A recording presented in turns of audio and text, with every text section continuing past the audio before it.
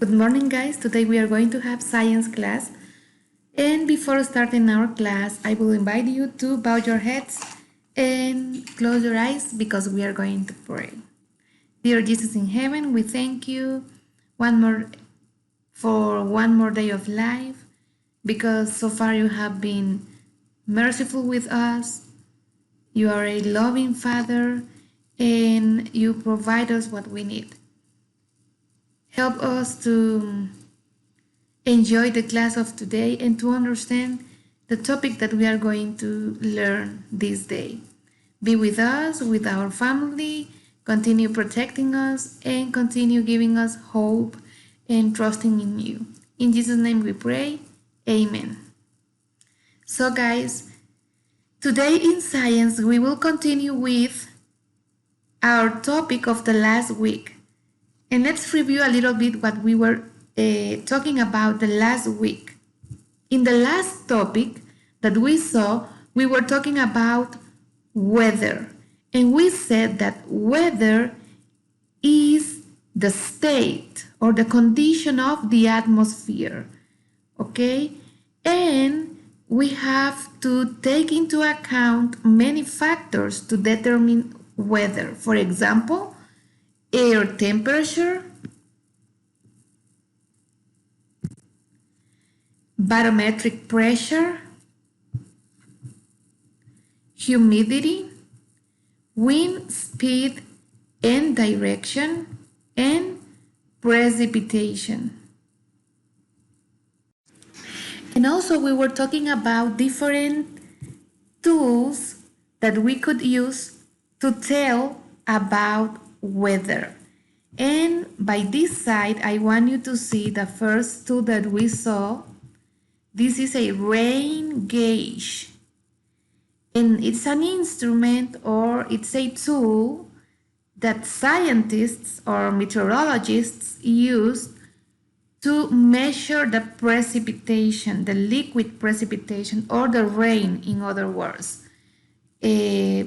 By using this instrument,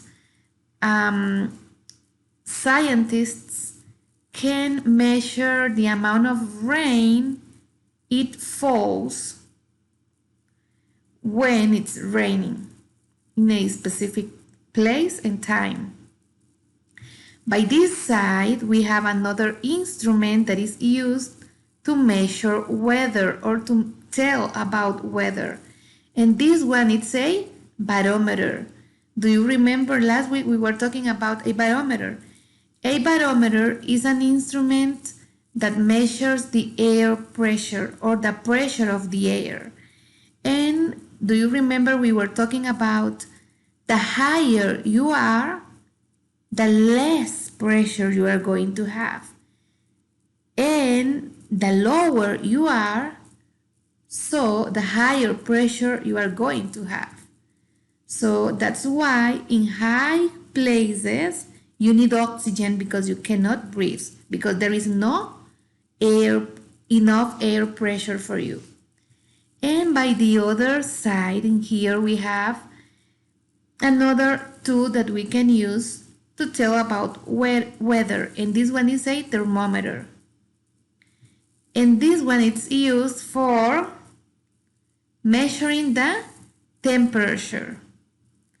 So today we are going to continue with this topic in page 238, in your science book. Open your book in 238. And here we are going to have another factor that tells me how the weather is. And that factor is the wind. Depending on how the wind is, we can say how the weather is. So let's underline this that I have in here. Wind is the air movement caused by differences in pressure. Okay, the wind depends on the air movement, or is the movement of the air. And we can say that in general, air moves from areas of high pressure to areas of low pressure. What is that? I want you to think about a balloon. Here you can see a balloon, okay? When you let the air that is inside go out or rushes out from the balloon, the air rushes from inside the balloon where pressure is higher to a lower pressure that is outside. And I want you to see what happens in here in the video.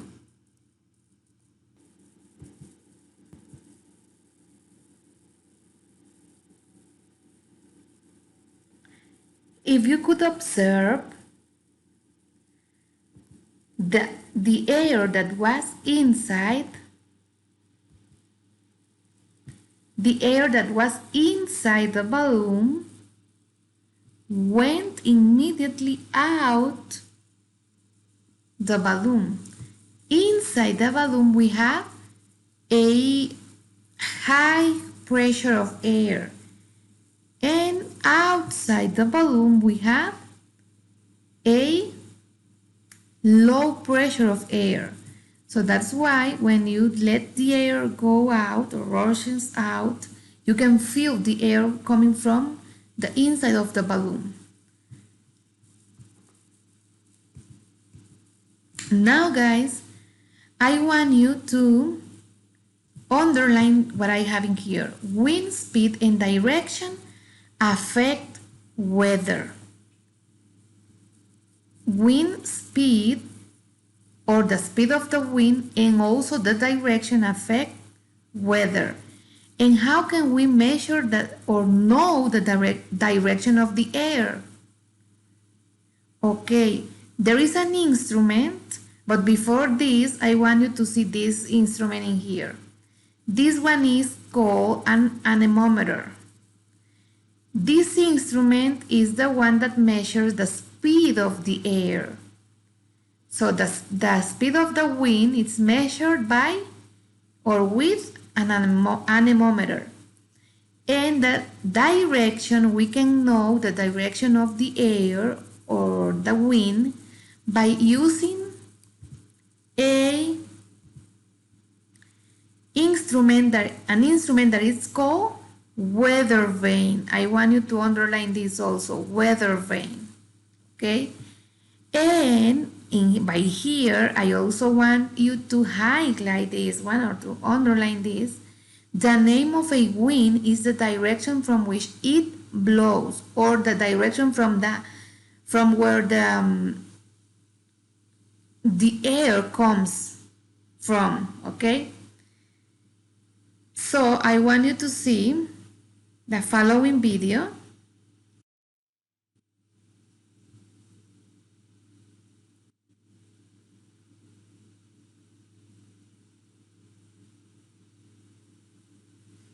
Could you see how the weather vane, this is a weather vane, was moving depending on the direction of the air?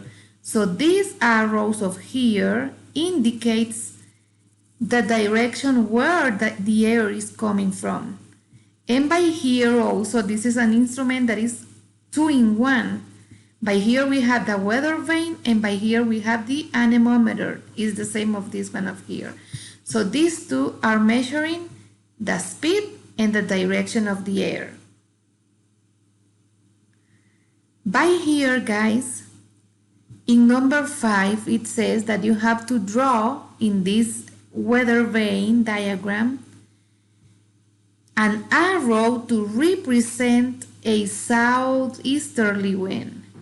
For example, here we have one, and in this weather vane, this one is showing that a wind is coming from the north. So we have a northerly wind. Remember that the arrow represents the place where the air is coming. In this case, the arrow is showing that the air is coming from the north. So if we have to draw an arrow in here to show that the wind is coming from the southeasterly, so the arrow has to be for this place, for this place, for this place, or for this place. Here we have the north, south, east, and west. And it says that you have to draw a southeasterly wind. That means that the arrow has to be like pointing out to the southeasterly wind, something like that. Okay, so do it, stop the video and draw the arrow. Did you do it? So let's continue in page 239. Water in the atmosphere. That is the title, and I want you here to underline what I have here. 3 other factors for determining weather are, so besides the factor that we already saw, temperature, wind, the wind speed, the air pressure, we have 3 other factors that can help us to determine weather. Those are the humidity, clouds, and precipitation. And what is humidity? You already know what is clouds, and precipitation is the water coming or falling from the clouds. It can be in the form of rain or in the form of sleets or snow. But what is humidity? Let's underline it. It's the amount of water vapor in the air. Did you know that we have water in the air? Yes, we have water in the air, just that we cannot see the water because water is present in the air in a very small particles of water. They are so tiny that you cannot see them, but water is present in the air. So when the water particles come and they join one with the other one, they form water droplets. And those water droplets form a cloud. And when the cloud is full of water droplets and the water droplets are too heavy, they start to rain. And then we have a precipitation. So if you see humidity, clouds, and precipitation are together or are related, they help us to determine the weather because they are factors to determine weather. And also that 3 of them are related with water. Why? Humidity is water in the air. Clouds are formed with water droplets. And precipitation is water falling down from a cloud in the form of rain, sleet, or snow. So by here, guys, it says, if you paid attention to what I was saying before, you will be able to answer this. Number 6 says, what do the factors humidity, clouds, and precipitation have in common? What do they have in common? Humidity, clouds, and precipitation. Tell me 2, because it says at least two things or 2 factors they have in common. If you read by here, it says 3 other factors factors for determining weather are humidity, clouds, and precipitation. So what do they have in common? They determine weather. Excellent. Sorry. So they help to determine weather. So answer this one here. They help to determine weather, or they are factors for determining weather. And what is the other thing that they have in common? The three of them are related with what? Excellent, with water. So let's answer this one in here. We already have the two of them. Number one,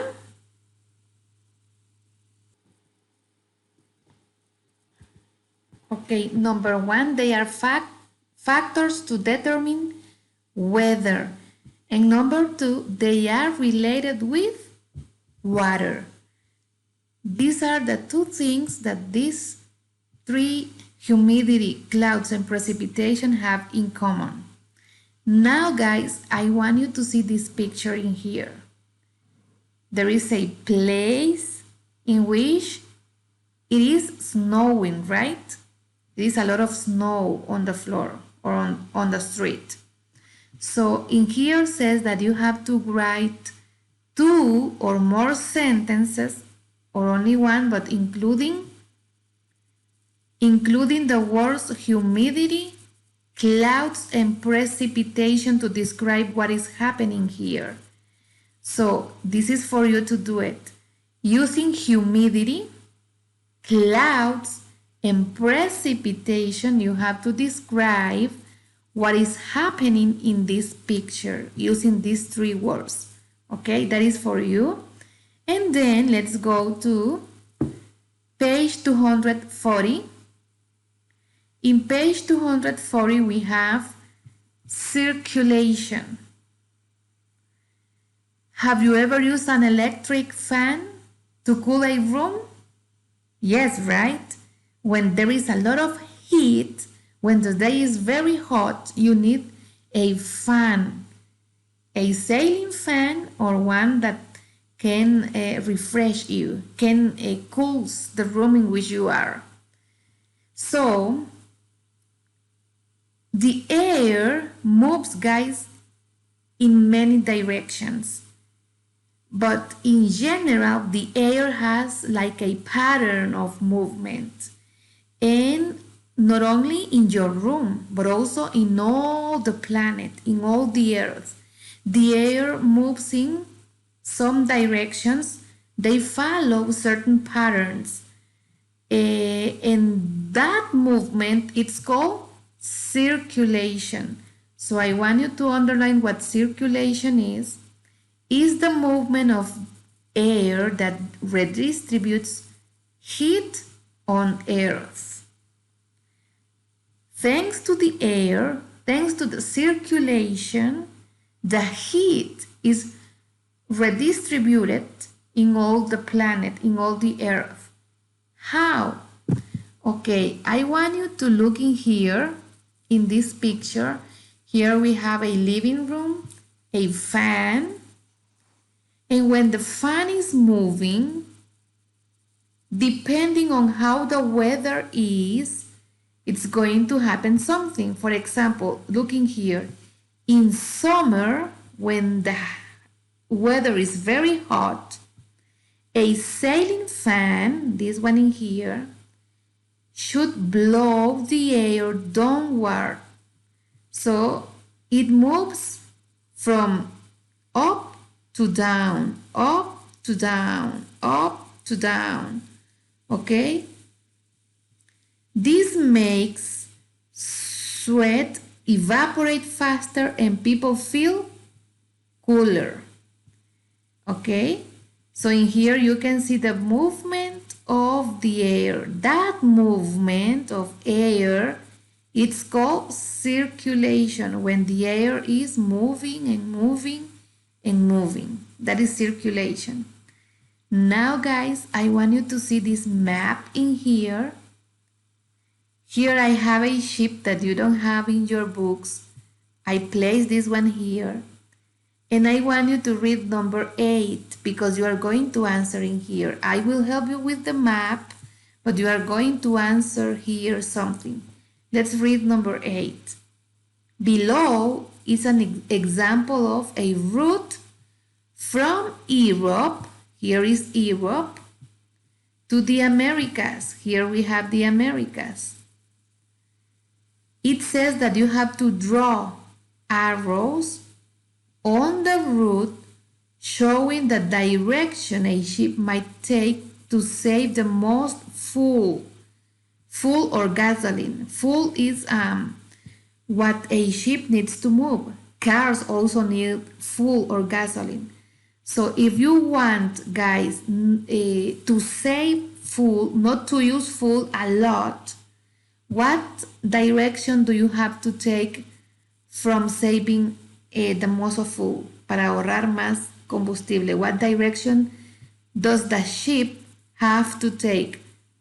The ship has to come from here to here to here to here, and then by here to the Americas, and then return again to Europe by this side, or the ship has to do it in the contrary. For example, by here, by here, by here, coming by here to the Americas, and then returning to Europe. What is the best route this ship has to use is, if you want to save fuel. Look the arrows.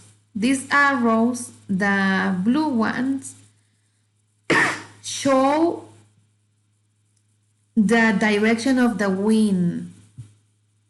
The direction of the wind. Okay?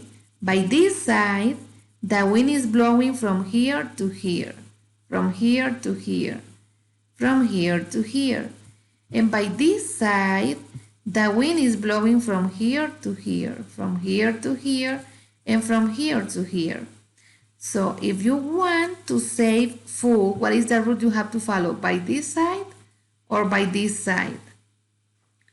And I will tell you, the route that you have to follow is by this side, coming from here, here, here, and then by here. Why? Think about what I told you. Think about the air. So you have to answer in here. Look, explain your answer. I already told you that it has to be, you have to show me the arrows. It has to be this side, this side, this side, and then this side, and this side. You have to do that one in your book. So why does this ship have to travel in this way from here to here? Why? Think about the air and tell me the answer in here. And I will show you guys how circulation helps the earth to not be only hot or only cold. So in this video you are going to see an experiment for you to understand how circulation moves the air, and the air that is cold sinks or go down, and the air that is hot raises or goes up. So let's see it. Hello, I'm Jared, back with another experiment on the idea that heat rises, warm air rises, and cold air sinks. To show that, we're going to be using water because I can color water with food coloring. I have a container, and it's very important that you make sure this water in this container is at room temperature. All I did was fill it up, let it sit overnight. I have room temperature water. Then, at the same time, I took food coloring, put it in an ice cube tray, and I have a blue ice cube. And next, I need a little bottle, and I'm going to fill this with hot water. Cold blue ice cube, hot red bottle of water. So I'm just going to put, 10 drops of food coloring. I have hot water, be careful not to burn yourself. I'm filling the bottle up.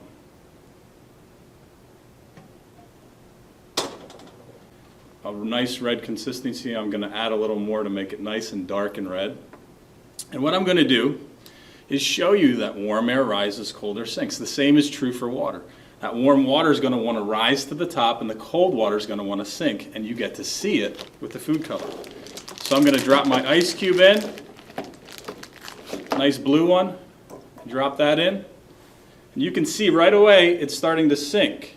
I'm going to take my red and just let it float on top, and now I'm going to sit back and watch it happen. The red, because it's hot, is just floating on top. It's less dense. The blue is cold. Now you can start seeing it sink down. You can see the blue swirl down to the bottom. Why? It's more dense. Those molecules are closer together. It's going to start to separate out. You're going to see a layer of red water on the top and blue water on the bottom. They're not going to mix. You're going to have a little bit of mixing. That warm water rises. It's less dense. It floats on top. The cold water is more dense. It sinks. This is true for air. Air does the same thing. Warm air rises, cold air sinks. You get that stratification effect. Pretty neat to see. Oh yeah, you can see the layers. In fact, in between, you can see that there's a layer of just clear water. You can see the cold water just sinking down, forming the layers. Dense, less dense, and even denser on the bottom, less dense in the middle, even less dense at the top. Warm air rises, cold air sinks.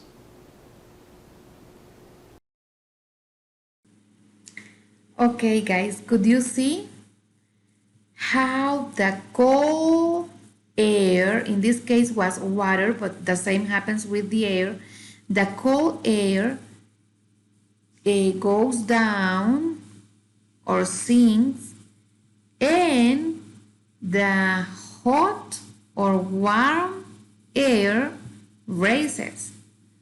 So the same happens, guys, with the air.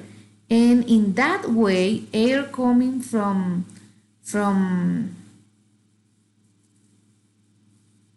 a warmer place to a cold place makes to redistribute the heat of the planet. Now, guys, in this page is the last one of today. You are going to draw arrows showing the circulation of the air in here. But you have to read in here is winter. So what happens when the air is, how is going to be the air? Cold or warm? Cold, right? Because it's winter. So remember, how does the cold air moves from up to down or from down to up? So that is what you have to draw in here. The arrows, how, or showing how the circulation is going to be in this room. Okay? And in number 10, I'm going to help you with number 10 because you are going to do 11. Number 10 says, how does air circulation help keep the temperatures on most part of Earth mild?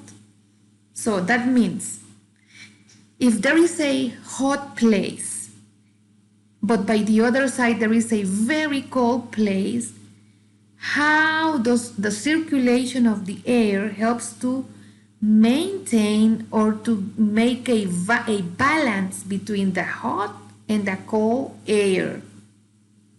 How does circulation helps to make that balance? I want you to see this picture.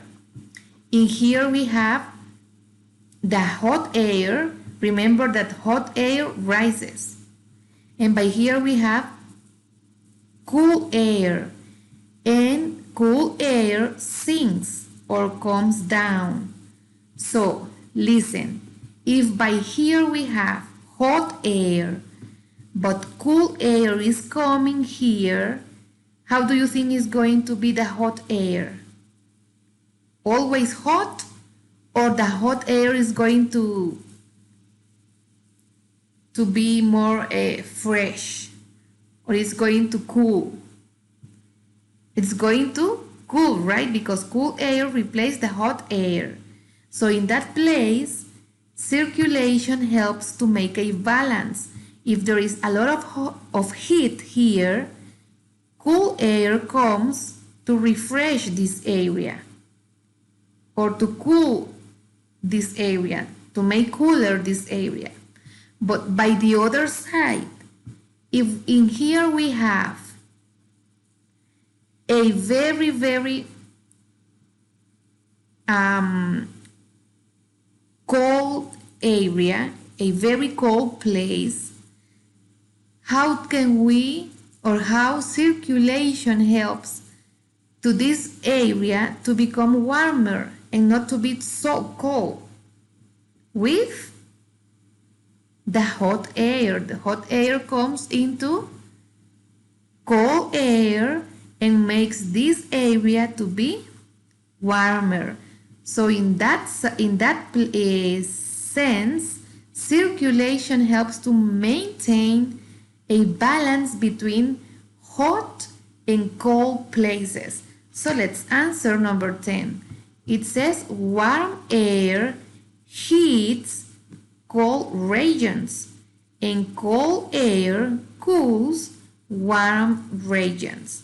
Just imagine you have hot water here, very hot water. What is going to happen if you add a cube of ice inside the hot water? How is going to be your water? Not very cold, but it's going to be less hot, right? Or by the contrary, you have another plastic glass with very cold water, very, very cold water. What is going to happen if you take a little bit of hot water and you put it inside the cold water? The cold water is going to be a little bit warmer, right? Not so cold. So the same happens, guys, with circulation of the air. When cold air comes into hot areas, the hot areas are cooler. And when circulation moves the air, the hot air into cold areas, the cold areas are not going to be so cold. They are going to be a little bit warmer. Okay, now number 11 is for you. And it says easy. You have to look back in your book. List 4 factors that can help determine weather at a particular place and time. Go to the first page of the lesson, of this lesson 3. Go to the first page, and in there you are going to find the factors that help to determine weather. Okay, go back and reread. Read again. Don't invent and don't answer what you think it is. Go and look in your notebook. In your book. So guys, this is all for today. Remember, as always tell you, let's count your blessings. Okay, be positive, stay positive, and you're going to be happy. So have a nice day, guys.